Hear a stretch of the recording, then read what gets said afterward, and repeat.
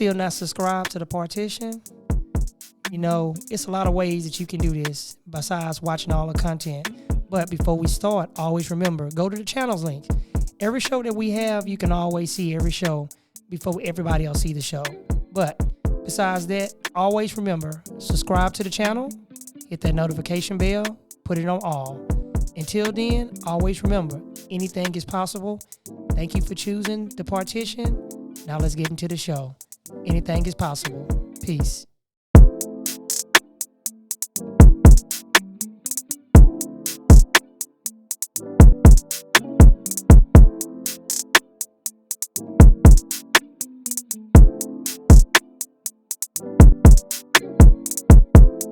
Billboard music producer.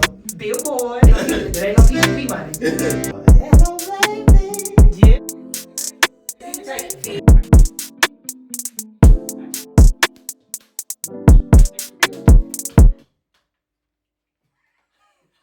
Hold on, wait. I want to laugh.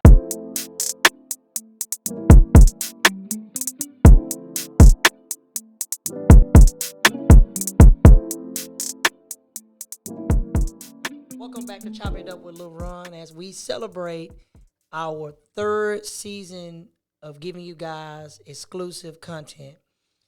To actually get the season started off right with the people we've been bringing, I have my second comedian in this season. I want you guys to welcome the one and only Mickey Housley. How you doing, Mr. Mickey? I'm doing good, man. Yes, man.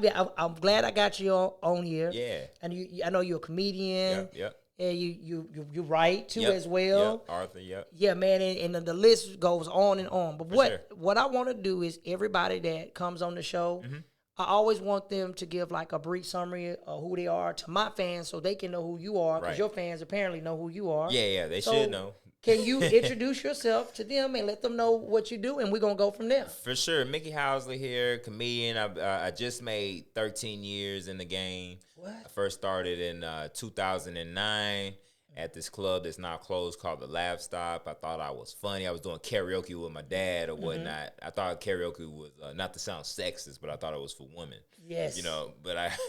You know, a lot of people do karaoke a lot. Yeah. So I got to doing karaoke with him, and I can't sing at all. I'm horrible. But I got the, I was silly. I would do these different antics, sliding on the floor, jumping on tables. I broke a table one time, and at a club, and they pulled me to the kitchen.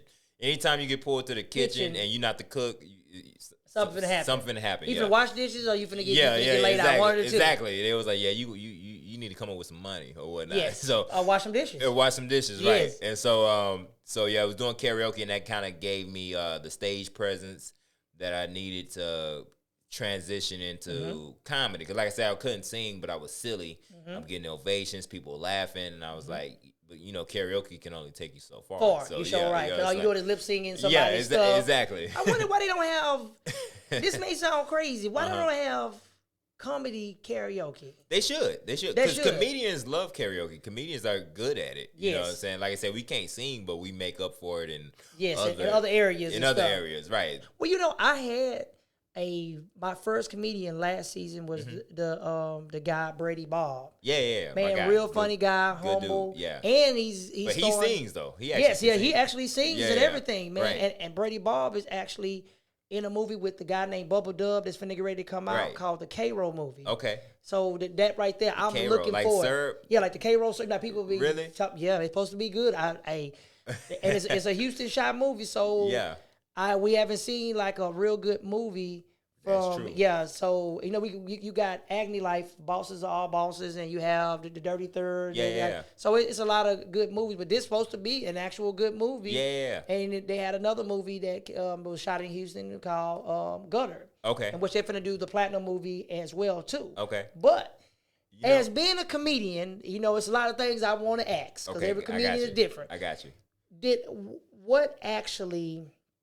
When you actually start getting out there and you actually start doing your comedian stuff, did you have anybody that actually try to compare you? Like, oh man, you're not like a Kevin Hart, you're not like a Chris Tucker. Oh yeah, they do that all the time. Yeah, you a comedian, you like Kevin Hart funny or whatnot. And a lot of times, those guys are legends and stuff, and they're like in my top 5 and all that stuff. But like some of these cats, I'm not gonna say those cats, but some of these cats that you see on TV, it's a lot of these guys like myself that are in the trenches that are coming up. That I would say we're just as strong, if not stronger, than a lot of those guys. Like we host, we open for them. People always come up like, "Yo, we thought you were a little bit," because we really out there getting it. You know, you get to a certain hungry.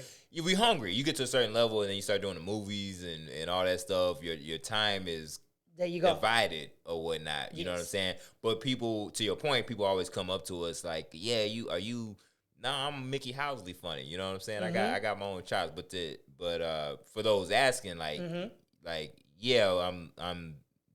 You know, I'm that funny, or there you go, or whatever. You know what I'm saying? Like, come to the show. You always get to like tell me a joke. You know what I'm saying? Yeah, I mean, when you go there and they actually see you and they see how good that you do what you do, how well you deliver. Yeah. And they looking like, man, I come to see this main attraction, but hey, man, this person's even better. Right. Like the comedian name, it's a comedian's name, Jason the comedian. Like Jason. I was pretty shocked to see him and some of the work that he embodied and how he actually did it. As being a comedian, a lot of y'all have a big responsibility. You know, in these days of times now, you guys have to kind of watch what y'all say because certain type of jokes you can actually. Back in the days when you had like your Eddie Murphy, you can do anything, and your Bill Cosby's and your Red Fox, they can you pretty much say whatever you want to say. The 80s was like, and 90s was like the sweet spot. Yes. You know what I'm saying? Because I did, like I said, I've been in it 13 years, so I got jokes I was doing like in the early times that like I got to think twice doing it now. Now, you know because you can do a joke and you can say it on the wrong topic, and you can blow it big, and they're gonna come back. And that joke is gonna haunt you. Yeah. Because people, when you up there and then you do something, people they'll go digging for stuff. Yes. And you be like, man, how is something I said 10 years ago like getting me in trouble now? Yes. You know what I'm saying? I might not even be that same person anymore. There you go. And a lot of people, they don't know. Even when I prepare my shows and I do my episodes, I have to be careful what I say. Yeah. Because if you say the wrong stuff, people can go back and turn back around and take that and twist that, and it'll be a whole different ball game. Yeah, for sure. So, also, as being a comedian, this is another thing that I wanted to find out. Do you ever find yourself being like tired of the job? So, you know, you on the road all the time. Yeah. Are you married? You have wife? Married a little bit. You know, okay, not extremely. I love her because the Bible say do that, but yeah. Okay, so you basically like me. You emotionally unavailable. Yeah. I am.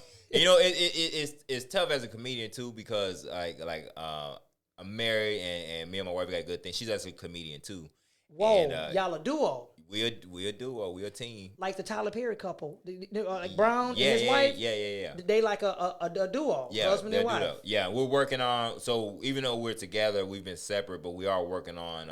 We've done a few shows where we do, like she'll go first, I'll go second, then we'll end the show together.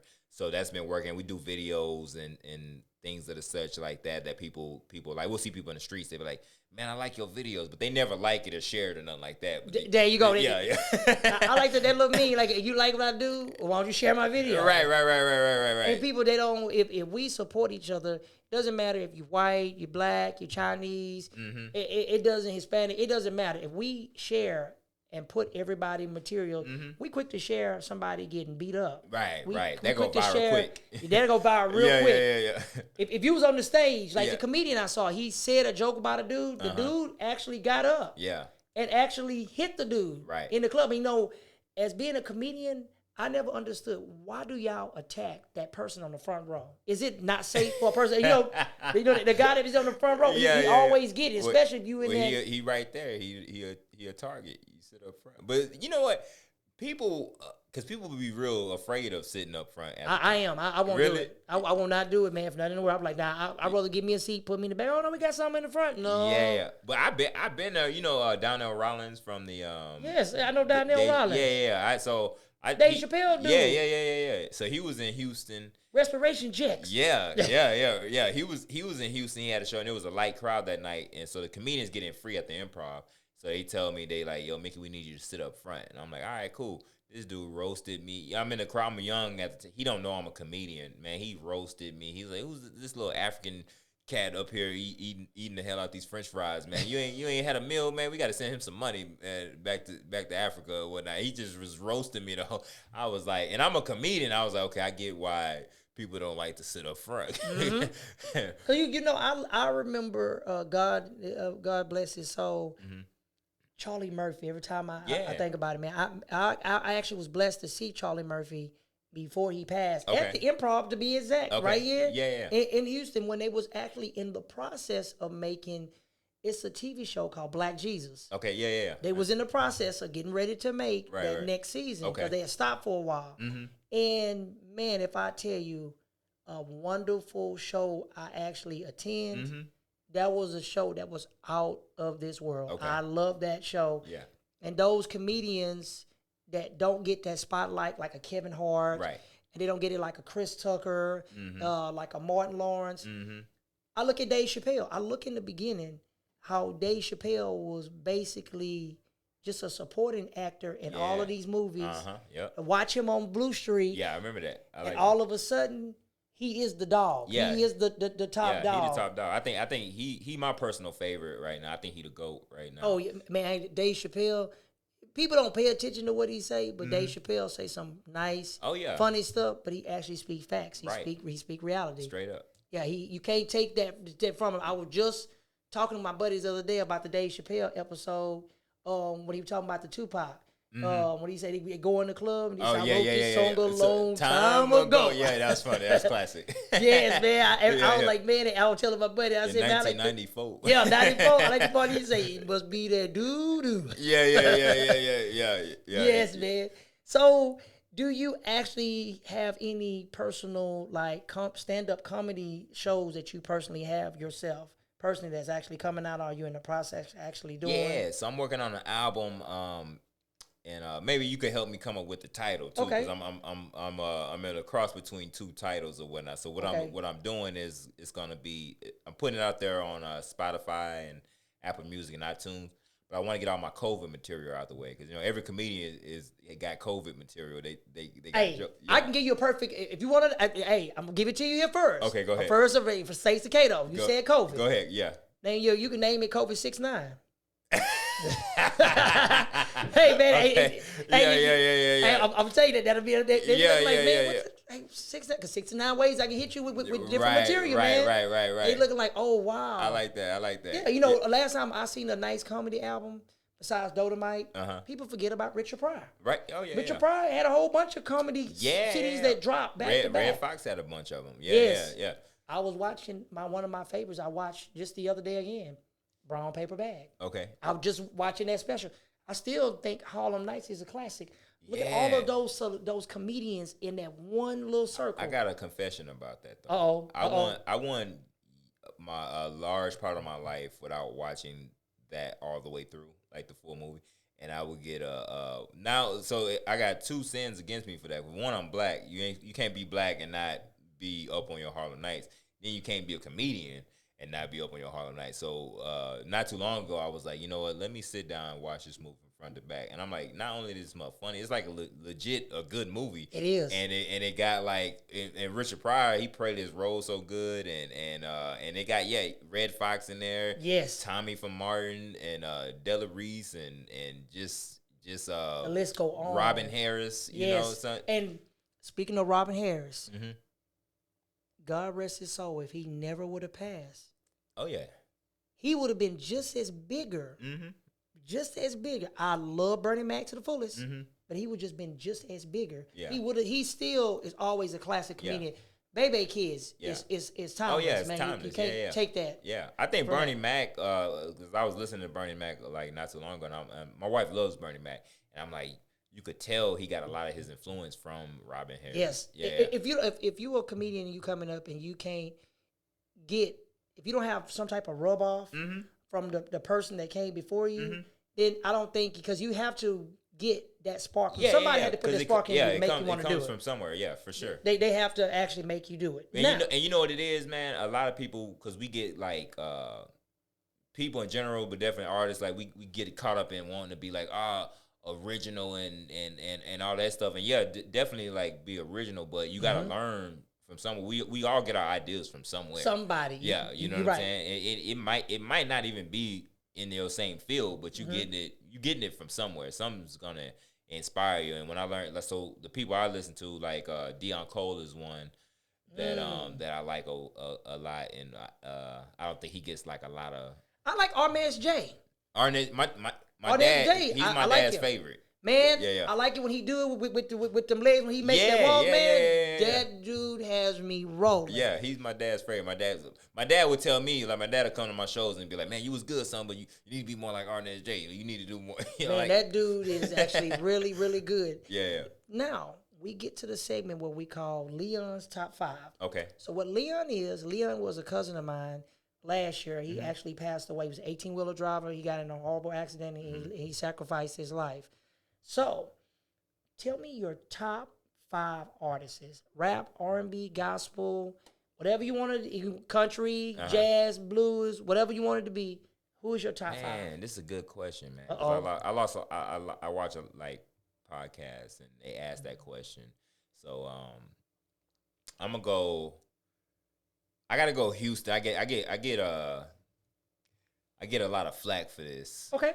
But Lil Flip is my favorite. Okay. Just for what he did for the Houston scene for me or whatnot. Because there was a large gap between Scarface and UGK, and then there was nobody for a while, and then Lil Flip kind of filled that void. The Leprechaun. I was listening The Leprechaun. to that CD. That's People still forget dope. about that CD. Yeah. People forget about that one. Yeah. That one and you got you got to feel Underground Legend or whatnot, which was dope too. Okay. So I always go with Flip first, and then after that, if I'm going, you said 5, right? I need 4 more. So I got to go with Jadakiss. Okay. Yeah, I got to go Jadakiss. And then if we just go on artists, man, J. Cole, I like J. Cole a lot. Okay, Build It to the Sky. I like that song. That song, he got him and Yo Gotti. I love that Build It to the Sky, that jam. So that's 3. Right. And you know what? I'm going to throw Eminem in there. Eminem is good, man. Eminem has always been a good Renegade. I always will say this to this day. He murdered Jay-Z on that. I don't care what Jay say. He murdered him on that track. Because I like his wordplay, just his wordplay. And then I'm gonna throw Jodeci in there. Man, really Casey and JoJo, but I gotta go the whole group and go Jodeci. I have to say, stay. I will listen. They just stay. For a little while. Yeah. They man, all their stuff was classics. But the 80s and the part of the 90s. To me personally, I was fortunate enough to be conceived in the 80s. That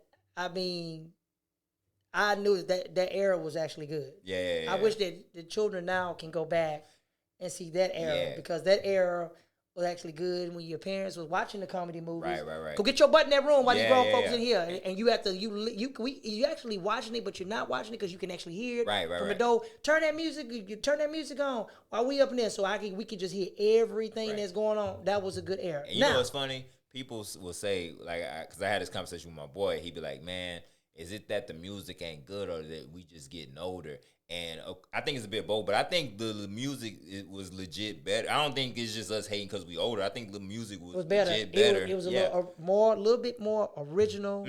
Than now everything is auto-tuned. Yeah, everything sound the same. Yeah, everything is the same thing. Now, how can the people find you? On Cash App.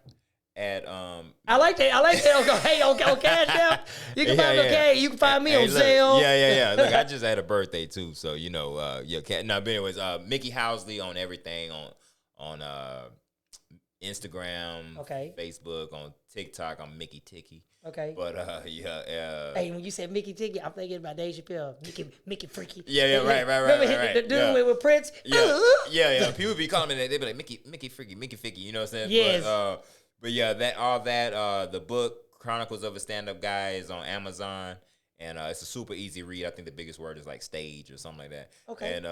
And yeah, man. So I'm out there in these streets just thugging it, and look out for my album, COVID 6ix9ine. I like that. COVID 69. Kato hooked that up. Right. And COVID 69 is gonna be good, man. Y'all make sure y'all get that. It's gonna be some good stuff, man. With a little Ron name at the bottom. I like that. Yeah. Okay, well, I'm definitely gonna bring you back on my show real soon. Trust and believe that. But until next time, always remember, thank you for choosing Chopping It Up with Lil Ron. And always remember, anything is possible. Until next time, we out. Peace.